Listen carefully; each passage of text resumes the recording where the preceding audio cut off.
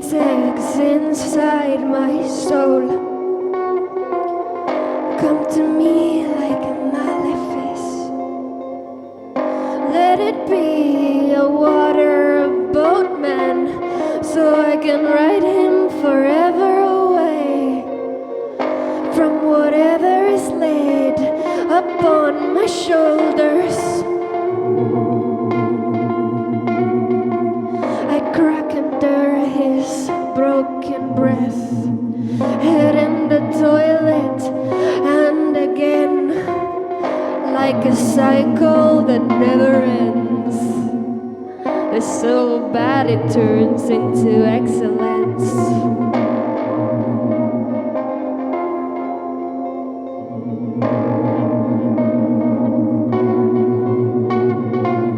Where do my screams go all the way round and come back at me with a laugh? When do my screams go all the way round and come back at me with a laugh?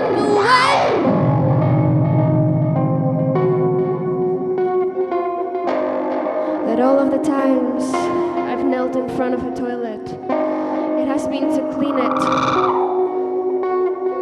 I am a good girl, God. God, I am a good girl. God, where do my screams go all the way round and come back at me with a laugh? When do my screams go all the way round and come back at me with a laugh?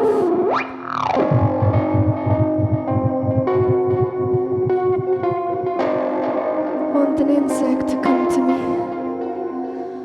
and lay its eggs inside my soul. I want an insect to come to me and lay its eggs inside my soul.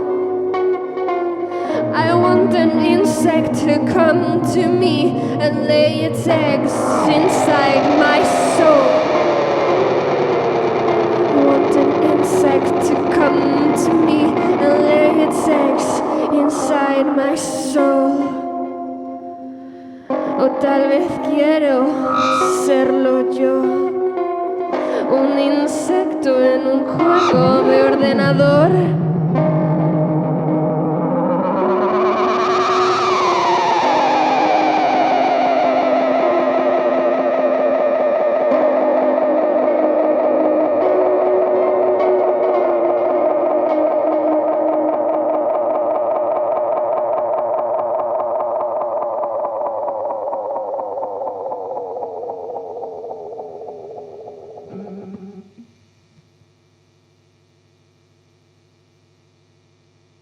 Hi, I am Aortarota, and I am a artist person from Madrid, and I've been living in Glasgow for three years.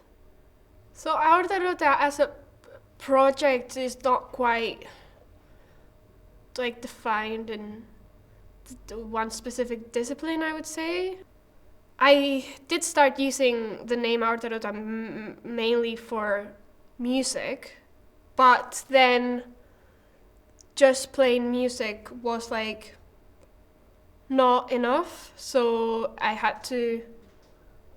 felt like I had to just loosen up other sides of the performative sphere so that I could actually like convey what I wanted and like feel like I was actually like going into that part of myself that I'm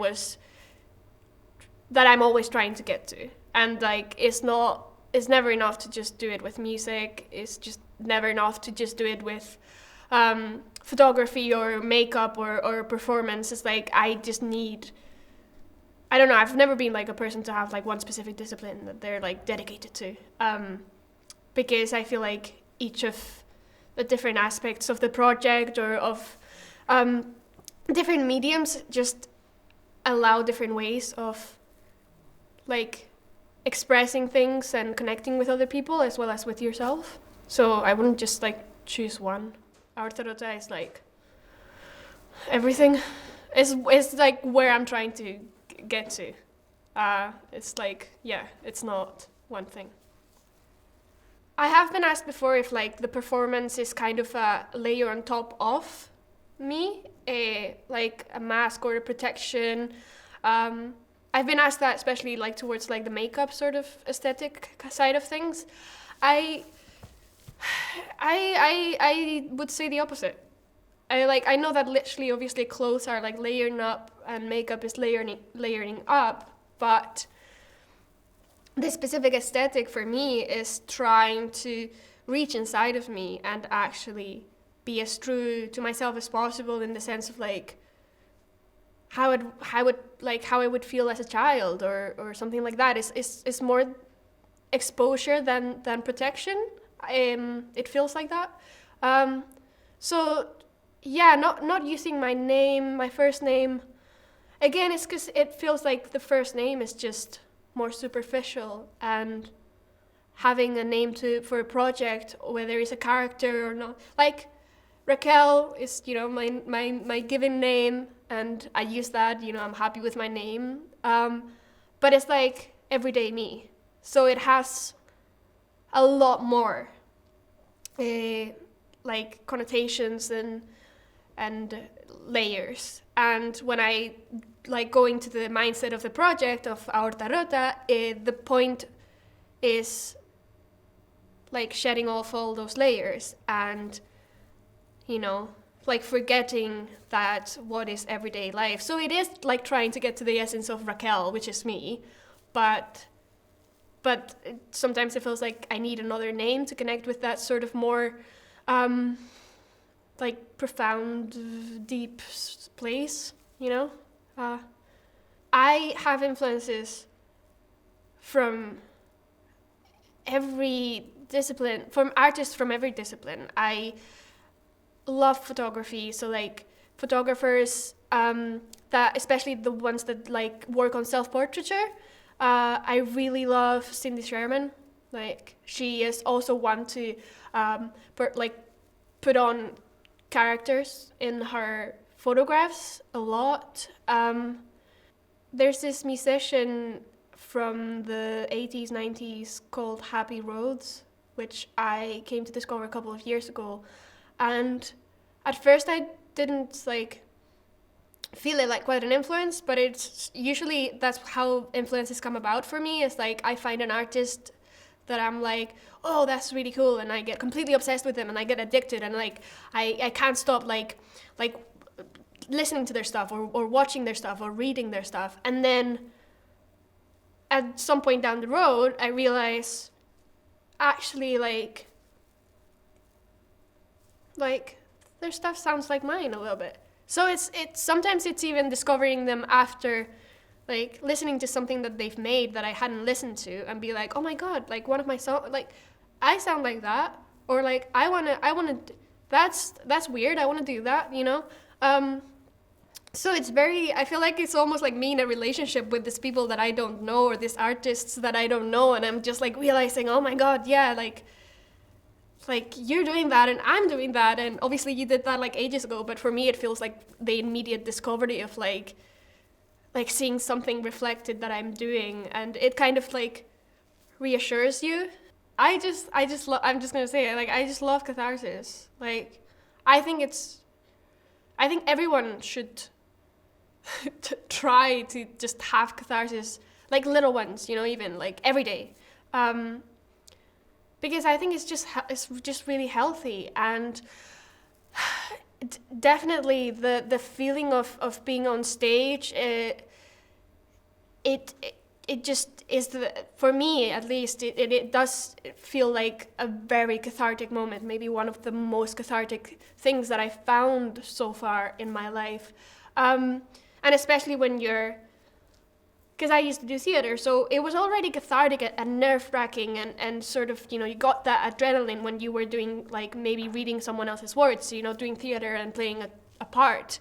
But there's just something about getting that feeling right from, like, your gut, because it's like, there's so much risk in it, because you are saying what's you are like, pulling your guts out, and you're, like, exposing yourself completely, and somewhat selfishly to get that rush, you know?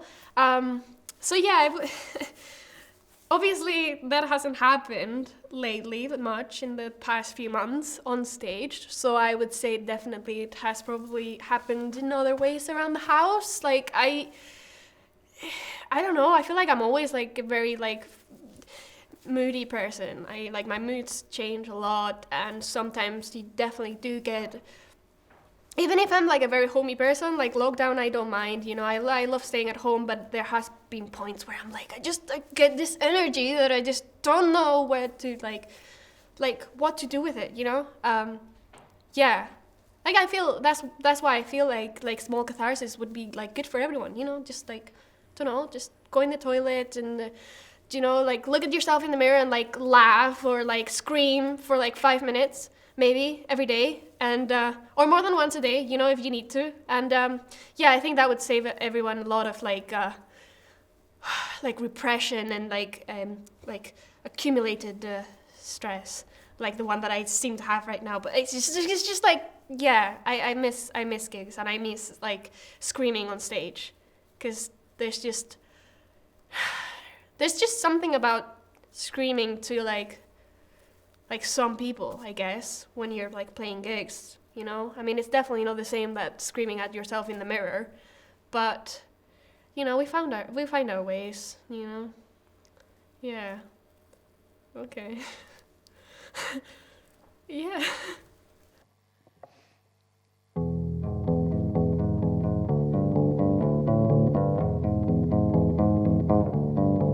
Give back my sleep someday to my lonely woman, a widow of sorts, cooked dinner for two with my eyes closed. No hands, one on the book, one on the glass of wine.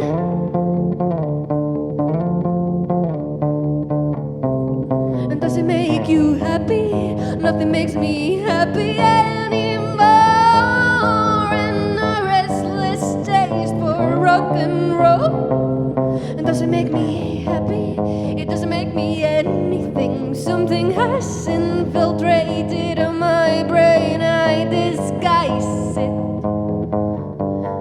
for my mother.